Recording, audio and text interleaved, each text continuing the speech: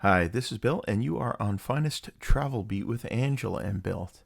Today's the second video we're doing of our pre-cruise stay in Rome, where we visited the Colosseum and the Roman Forum. We're going to talk to you a little bit about how we did these, the tours we selected. We'll also talk to you a little bit about Rome itself and where we stayed, and touch lightly upon the pickpocket situation and how on this day, unfortunately, I was a victim of a pickpocket myself. As always, we hope you enjoy these videos and that it helps you a little bit with planning your Rome and cruise excursions and trips.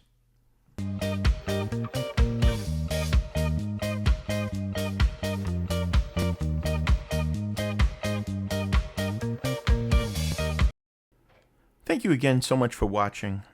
Today we're a little bit more rested. It was our second full day in Rome. Kind of got over the jet lag, and we walked to our tour. Along the way, we saw Trajan's Column. Trajan's Column was built about 113 AD. This area here is located a little bit north of the Forum. What's amazing about Rome is you're just walking around and all of a sudden you see these ancient ruins that we kind of weren't expecting. We were walking from a hotel, saw that, made a little bit of a pit stop. Again, Rome is a very, very walkable city. I'll talk to you about our hotel and where we stayed as we go through the video. Right here, we are just a little bit north of the actual Roman Forum. There you can see in the background there is the monument to Victor Emmanuel II. This was built in the early part of the 20th century. Victor Emmanuel was the first king of the unified Italy. Just to give you a little bit of scale, this area is between the Piazza Venezia, which is kind of a more of a business area, and then also the Palatine Hill, which is where the Roman Forum is. And I'm going to walk and talk a little bit here. As you can see, there's a lot of vendors around. This will be a good time for me to just, as we're walking towards the Colosseum, on the right here you can see is the actual Roman Forum. You can see it from the outside. You do need tickets and admission to see it from the inside. We'll talk about that a little bit more as the video goes on. But today was a bit of a bittersweet day as I was the victim of a pickpocket not too long after this video was filmed. I am going to do a separate video explaining to you the things I did right, the things I did wrong, how to avoid becoming a pickpocket yourself, but I really don't want to take up this entire video, this amazing day, ruining it with the bad memory. Again, when I discovered I had been pickpocketed, we continued on the tour. I'm not going to let somebody else ruin what is a once-in-a-lifetime moment. But essentially, it was my wallet was lifted out of my bag. I have no idea how it was done. It was within a matter of about 5 minutes. And again, I'll go into that in a separate video. Just way too much to go into here. Now, the Colosseum is located about a mile from our hotel. As you can see here, this is a subway entrance. We met our tour guide across the street from the Colosseum. It was Emmanuel was the name of the tour guide. He was excellent. I'll talk to you a little bit more about the tour we selected and how we did it as we go through the Colosseum. The hotel we stayed at was a Marriott Autograph Collection. It was a Cini Bernini Bristol. Angela and I are huge fans of Marriott's. They're almost always in good locations. Service is amazing, and there's a standard quality that you just can't match. Not a cheap hotel, but certainly a great one. And we'll probably go into that in a future video. But that was located about a mile away from here. The hotel was in the Piazza Barberini area. Lots of stuff around there.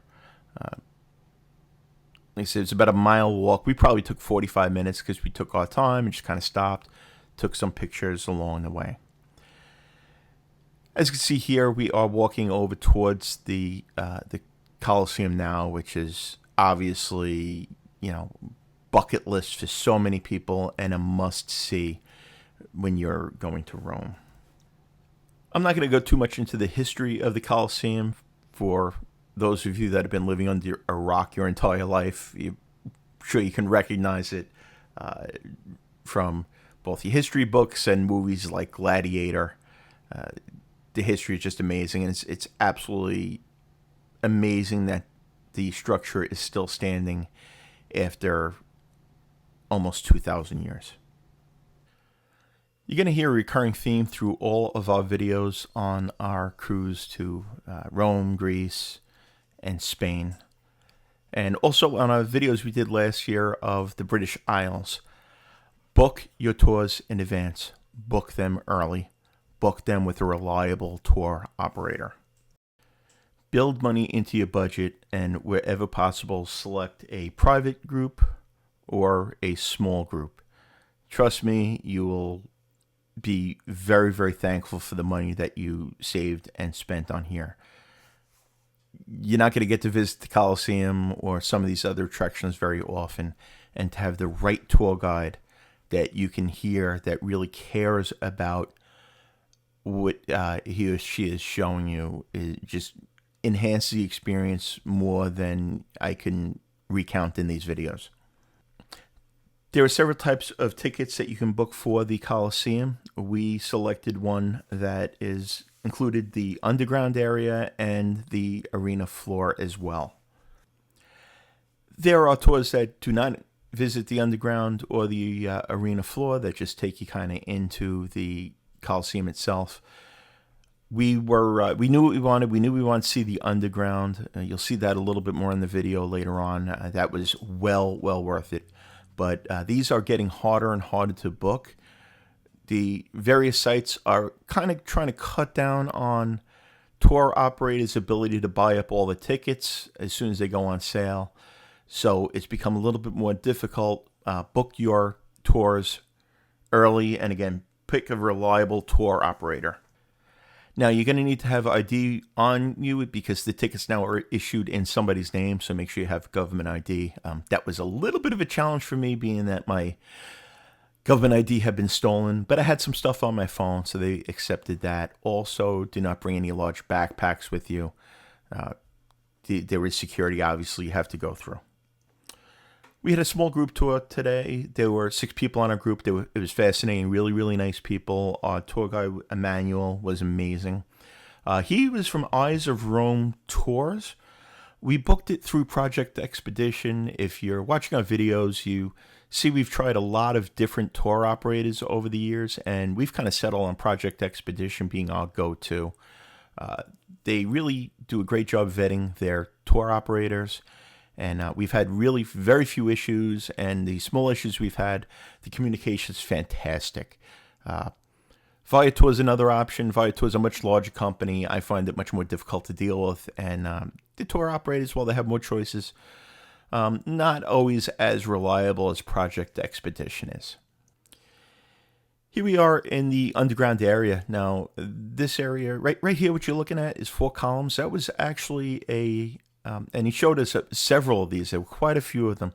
Those were actually elevators that were obviously not run with hydraulics or electricity at the time, but we used, again, there's one of them, the 4 columns, to bring animals from the underground area up to the arena floor itself. I won't give away too much of what we were told, just because I don't want to ruin tours for people that may go to it, but the way they explained things to us was absolutely phenomenal.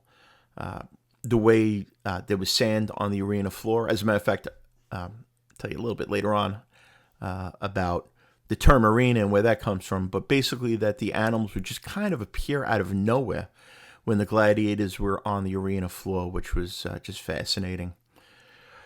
You can see the underground area, those signs that don't think were there back then, and certainly Row 5 sign. But it was just the amount of information he gave us. It was actually hard to absorb. The underground area is not easy to get tickets to. My understanding is that it's becoming even more hard as time goes on. So if that's something you like to do, which I thought was just absolutely fascinating, you'll want to book that as soon as possible. A couple other tips I'll give you is make sure that if you're going in the summertime, bring bottled water with you or something to fill up with water. You can bring a mug. There's plenty of place to fill water. Also, good shoes. Buy yourself a good pair of non-slip, comfortable walking shoes and break them in before you leave. Here you see we're on the arena floor now. We're looking down at the underground area. Fascinating. Absolutely fascinating. But getting back to the shoes, you're going to do a lot of walking. This day, we were probably doing about 15 miles a day easily, 12 to 15 miles a day, and probably 40 to 50 flights of stairs on the average day. Today, in particular, at the Colosseum, there's a lot of walking, a lot of up and down stairs. So hydrate, have comfortable shoes. The floors can be slippery. There's cobblestone, uneven. Take your time. Don't twist your ankle. Which brings me to another thing. Make sure you always have travel insurance. But I digress. Now, one thing I learned, and I told you, was the term arena. What I learned today was that arena is actually, harina was a type of sand that they used in the Colosseum, and that was used basically to soak up the blood of the gladiators, and that's how the term arena has come to be used in modern days. It comes from the Roman Colosseum. You'll notice our videos aren't really scripted. We kind of jump around a little bit as things pop into my mind that I remember.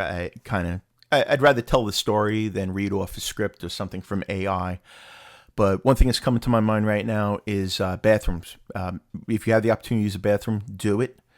There are not many public bathrooms, and in general, the other thing is make sure you have some euros in change, $1 to $2 euro coins with you, because many of the bathrooms there do charge for their use. They use that towards maintenance and water, but make sure that you have some euros coins with you. You can see here now we're walking out of the Colosseum. We're walking over towards the Forum area, which is adjacent. And you see those stones I was talking about? If you're wearing sandals or heels or something that's not a really good walking shoe, not a good idea. As we walk over towards the Forum, shameless plug time. If you're getting value out of this video, please hit that like button. Consider subscribing. We have a lot of videos on the channel on the British Isles, on the Caribbean, cruise ships, all-inclusive resorts, and we're going to have a ton more videos on Greece, Spain, more on Italy, and on a Disney Dream Cruise. So hit that subscribe button, and like really helps the channel out. The tour we picked today was a combination tour of the Colosseum and the Roman Forum. The Roman Forum was a group of government buildings, a square located adjacent to the Colosseum. These buildings were built from the 8th century BC to about the 6th century AD.